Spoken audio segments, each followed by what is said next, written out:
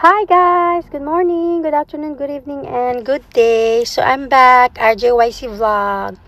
So ito, meron na naman tayong didiscuss. Alam nyo ba na umabot na ng 16.9 trillion ang utang ng bansang Pilipinas from last year?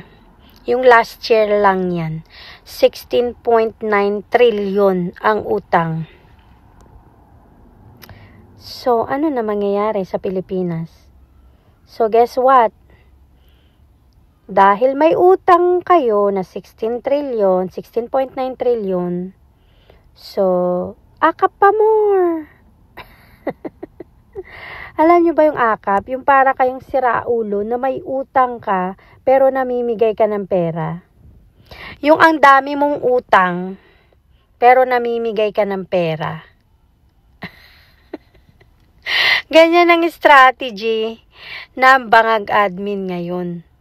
Utang now, and then pamigay later, or pamigay now, utang later, and utang-utang pa more. So, baon na sa utang ang Pilipinas. And then, pamigay pa more ng akap, AX, at ano pa yung isa?